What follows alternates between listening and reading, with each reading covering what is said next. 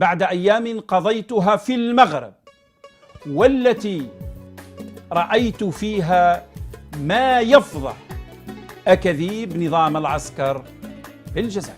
زرت المغرب بعد نحو 12 عاما من الغياب، كشفت لي الكثير وبينت لي التحولات الكبرى والسريعة التي يعيشها المغرب. فأنا سبق وأن زرت المغرب في 2010 تقريبا وشاهدت يعني مغرب جديد حقيقة. عندما أعود إلى المشاهد التي رأيتها من قبل هناك تحول كبير، والمؤكد أنه تحول من نحو الأحسن ونحو الأفضل، ليس مثل وضع الجزائر. الجزائر في 2010 هي أفضل مليون مرة من الجزائر التي هي عليها الآن، على عكس المغرب. المغرب يتحول من حسن إلى أحسن، من مرحلة إلى مرحلة أخرى، مما يوحي على أنه يريد أن يذهب بعيدا ويتقدم أكثر. فالقناعات على حسب استنتاجاتي، وهو المعمول به في كل الدول، أنه لا يوجد ما يحفز المواطنين على حب وطنهم والعمل على تنميته مثل توفير فرص للنهضة وفرص للتقدم وتوفير الإمكانيات للناس كي يتقدموا أكثر وكي يتعلقوا بوطنهم أكثر، على عكس ما هو يجري في الجزائر. حقيقة لست هنا بصدد أن أعمل دعاية كما قد يتوهم البعض، أنا أتحدث عن مشاهداتي الشخصية. أنا عشت مرحلة، مشيت وشفت، والحس الصحفي الذي يسكننا لا يمكن أن أمرر هذه الرحلة من دون أن أتحدث عنها.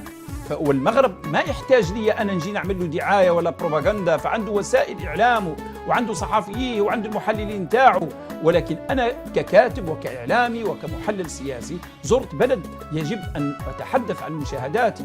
حقيقة كما قلت عدة مرات وأعطيت إشارات في مداخلات سابقة اللي عملتها من المغرب حول التطور، حول وعي الجماهير بالتحديات، حول واقع أو إحساس المغاربة تجاه الجزائريين. للأمانة مشيت في الأسواق، مشيت في الشوارع، زرت جامعات، كثير من المواقع، لم ألمس أبدا سوى حب الجزائر. لذلك الدعاية التي يروج لها النظام على أساس أن هناك عداء من المغرب تجاه الجزائر لم ألمسها في أرض الواقع، إلا إذا كانت في مواقع أخرى وراء الشمس لم أصل إليها. هذه النقطة. إذن الشعب المغربي يشوف في الشعب الجزائري شقيق، ويشوف بأن غلق الحدود وهذه الأزمة ما يجب أن تكون بين الأشقاء، وأنهم يحلموا باليوم الذي يستطيع المغرب يسافر إلا بطاقة تعريفه في الجزائر في ربوع الجزائر ويصل حتى إلى ليبيا وربما إلى مصر، والعكس أيضا. أمر آخر أن المغاربة فاتحين أحضانهم ومستجيبين لدعوة ملكهم اللي يدعو إلى الحوار ويدعو إلى احترام الجزائريين. لكن عندما تروح يا جماعة تشوف محطات القطار، يعني نهدر وتشوفوا بعض النماذج أمامكم، محطات القطار جميلة بكل صراحة. هذه المحطات لم أراها إلا في أوروبا وفي الدول الكبرى، نظيفة منظمة. تدخل المراكز أو تدخل محطة القطار، مثلا دخلت محطة في الناظور، مشيت في كورنيش الناظور، شيء جميل. شفت المحطة أيضا نتاع الرباط وراح نوصلوا لها. زرت بعض الأماكن في وجدة، زرت أماكن في الدار البيضاء، يعني شيء آخر، مرافق بمعنى الكلمة. أمر آخر، تحس بأن المواطن المغربي مستقر نفسيا. والدليل عندما تحدث مناسبة ثقافية تلقى الجمهور حاضر، تمشي في الشوارع لا تشاهد الناس تسب في بعض، حتى تحدث. شفت أمامي حادث مرور، نزل صاحب السيارة هذه السيارة ولا قالوا لبعضهم كلمة شتم. ولكن في الجزائر مما تحس، مش أنا راني بصدد الطعن في الشعب الجزائري، لا حاشا لله، ولكن لأنه الإنسان عايش على أعصابه، لما يكون عليه ضغط معيشة وضغط في أشياء مختلفة كما يصير عصبي. هذه العصبية لم أجدها في المغرب. ومتى تكون العصبية؟ كي يكون الناس راهم محاصرين ويعانوا من أزمة باش يوفر لقمة عيش وتعب عمل، كثير من المشاكل الاجتماعية عنده أثر على أعصابه. أنا ما شاهدت هذا. الدرك الوطني يحبسونا، هم يوصل يعرفونا تعرف مباشرة بكل احترام. نزلت في مطار وجدة، حتى الضباط هذوك ونتاع شرطة الحدود والمواطنين العاديين يجي يصور معاك، يفرح بيك، كثير من الأمور هذه. والجزائريين خوتنا وخاوة، تخيل يجيك ضابط بتاع جمارك ولا ضابط بتاع حدود ولا أمن حدود ولا كذا شرطة الحدود يقول لك نحن خاوة. وين هي الكراهية هذه؟ وين هي المخاطر هذه اللي يروجوا لها عبر شبكات التواصل الاجتماعي، مما يوحي على أن النظام الجزائري لا شيء يزعجه إلا خطاب الوحدة والأخوة الذي يأتي من المغرب. بعض المغاربة يجي يبدأ يتحدث لك كذا والكراهلة والصحراء الشرقية وسنحررها ونحرر بشار وتندوف والكلام هذا. صدقون إذا كانوا حقيقة المغاربة وبينهم حقيقة المغاربة راهم يتكلموا بينهم اللي يتكلم بالصوت والصورة، هؤلاء يخدموا في النظام خدمة العمر. النظام الجزائري لا يقبل أن يأتي جزائري أو حتى مغربي ويتحدث عن الأخوة وخاوة. هذا رأي بضاعته في الكراهية تجاه المغرب يجري دحضها وتحطيمها، ولا يمكن نظام يريد العداء هذا يسمع أو يسمح للناس أصوات عقلانية تتحدث أبدا.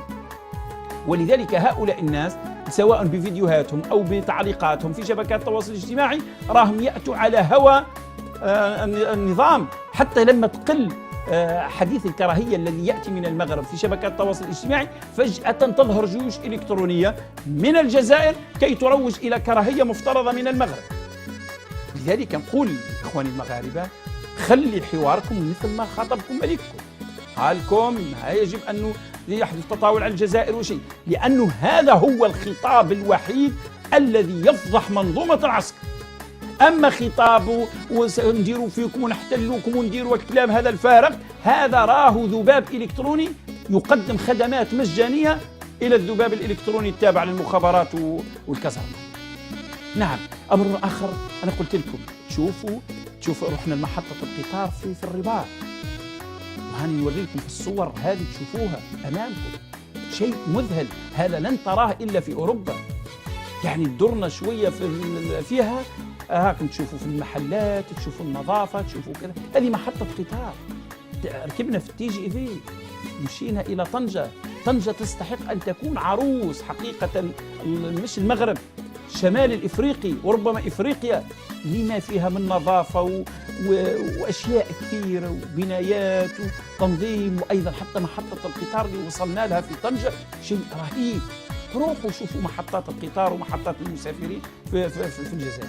نوري لكم هذه الصور راكم تشوفوا فيها. هذه محطة الحافلات في مدينة الشريعة ولاية تبسة. الكهرباء ما كان، الكيران ما يخلوهمش يدخلوا. وما خفي أعظم في محطة القطار في الجزائر العاصمة، المخدرات، أكرمكم الله الناس تتبول على الجدران. يعني شيء فظيع بمعنى الكلمة. هناك كل شيء، المرافق، تدخل الحمامات، أكرمكم الله قمة النظافة. الشيء الذي رأيته في محطات القطار متاع المغرب لم أراه إلا في أوروبا، وأنا الذي زرت أكثر من 50 دولة في العالم إلا في أوروبا. يعني حقيقة وصلت النتيجة عندما تروح للمغرب تحس بأنك في بلاد عربية وبلد مسلم، راك عايش طريقة أوروبية. تشوف الكارفور، تشوف المحلات، تشوف الأسواق. هذا مثلا مركز مول كبير لم أرى مثله إلا في واحد المول موجود في إسطنبول، وبعض المولات اللي موجودة في دول أوروبية وخليجية خاصة. مول رهيب هذا في الدار البيضاء، الجو فيه منظم مرتب نظافة. أحيانا نشوف ناس يهز الحاجة في يده ما يروحش يرميها في الأرض، يروح إلى مكان مخصص للنفايات. قضية الباركينج كل واحد راه الناس في مكانه مثل ما نراه في أوروبا.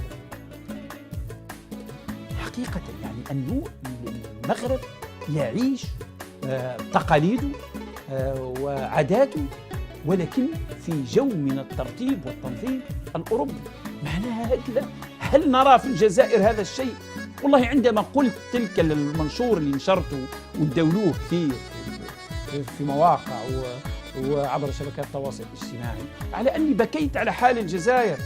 يعني الغريبة المفروض رأينا ما نقارنش الجزائر مع المغرب، ليس تقليلا من شأن المغرب معاذ الله، فكل دولة لديها قيمتها وقامتها بلا أي شك، ولكن المغرب ما عندوش الثروات اللي عند الجزائر. من المفروض نقارن الجزائر مع من؟ مع السعودية، مع الإمارات، مع قطر، رغم أنه حتى هذم راهي الجزائر باستثناء السعودية راهي الجزائر متفوقة عليهم بالمساحة الجغرافية، عندها التل وعندها البحر وعندها الصحراء وعندها كل شيء، عندها الرمل والتراب والمياه، مياه البحار، عندها كل شيء. المفروض نقارن هذاك ما نقارنهاش مع المغرب اللي ما عندوش ثروات. هذه المغرب الثروات اللي عنده ثروات ذاتيه، اقتصاد صنعه المغرب، مش الجزائر ما عندهاش دوله. اولا ما عندهاش اقتصاد، ثانيا الاموال اللي تجيها من ريع البترول وريع الغاز فقط. لذلك كان من المفروض الجزائر راهي جنه، تروح حتى الأحياء الشعبية مشيتها طرقتها معبدة مقارنة مع الجزائر العاصمة. روحوا لبعض المواقع في الجزائر العاصمة والله ترى العجب العجاب.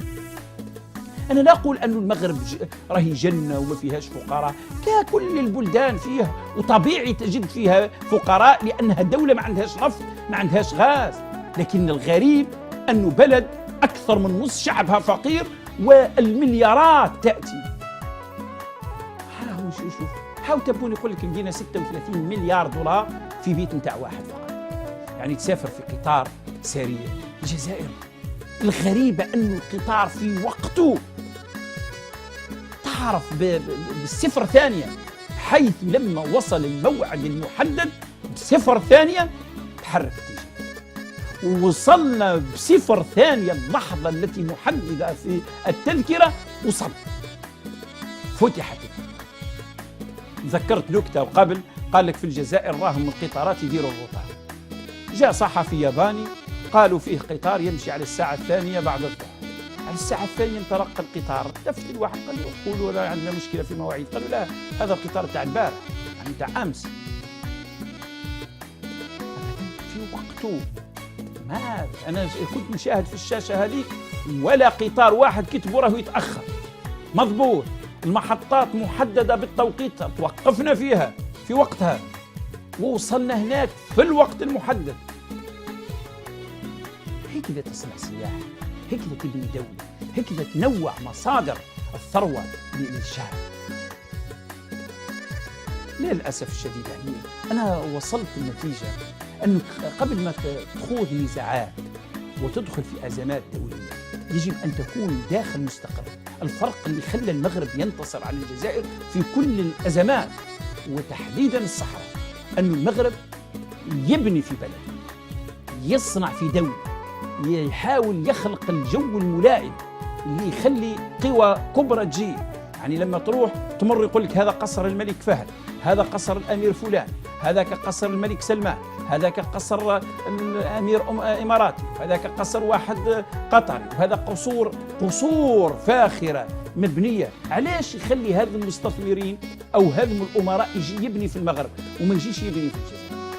لأن الجزائر لا أمان لها، نظام سراق. غدوة يجي واحد يدير استثمارات قادر يديروا له قضية مرفقة ويدوا له ممتلكاته. لكن في المغرب لا، رحت الوجدة ممتلكات واحد البنايات تاع جزائريين راهي مهجورة. يعني حتى المدينة بسبب هجرانها شوهوا صورة المدينة، كان من الممكن أن تكون أفضل بكثير، ولكن ولا حد تجرأ يمس لهم الممتلكات بتاعهم، ولا حد. مشاهدات كثيرة يعني شفناها يا ناس. أنت تمشي على كورنيش تاع الناظور ولا كورنيش الدار البيضاء ولا الرباط ولا غيره وتشوف، ولا طنجة، يعني شيء جميل. ها مثلا في طنجة راني ماشي في شارع، هذا شارع رئيسي مستحيل تشوف مثله في الجزائر، هذا راك تشوفه غير في الخليج، في دول الخليج. النظافة والترتيب والمرافق، تلقى ناس عندهم أماكن يلعبوا البالو، اماكن خاصه بالاطفال، يعني حتى العائلات لما تجي تمشي على الكورنيش عندها اماكن وين تجلس، اماكن وين يلعبوا اولادهم. تروح المحلات هذه ولا مولات توجد مكان اصل خاصه تحط الاطفال نتاعك هناك يلعبوا، وانت تستطيع ان تتجول في المحلات. شيء رايته في اسطنبول، رايته في السعوديه، رايته في الدوحه، رايته في كثير من الدول، لكن في الجزائر غير موجود. انا على يقين أنه السبب الرئيس في الاستمرار في غلق الحدود هو أولا خايفين يفتحوا الحدود الجزائريين يعودوا للمغرب، راح يروحوا للمغرب لأنه فيه مرافق رائعة، معناها تنتقل العملة صعبة. أمر آخر، الناس اللي راح يروحوا لهي ويشوفوا المغرب ويشوفوا الوضع نتاع المغرب والسياحة في المغرب والمرافق اللي موجودة في المغرب والوضع في المغرب، المستشفيات اللي موجودة في المغرب، رايح يقول لك كيفاه المغرب هذا اللي وصل الى هذه المكانه وهو ما عندوش لا نفط ولا غاز، ونحن وين رحنا؟ هنا رايح ممكن تؤدي الى ثوره شعبيه ضد النظام. وبذلك عندما يجوا الجزائريين للمغرب كسواح معناها راح ينقلوا عمله صعبه للمغرب، معناها المغرب يستفيد، واذا استفاد المغرب معناها يتطور اكثر واكثر، ويما يزيد يحرجهم، لانه هو هدفهم ليس ان يتطوروا، ان يتعوروا ويتعور معهم المغرب. هذا هو ديروا ابينو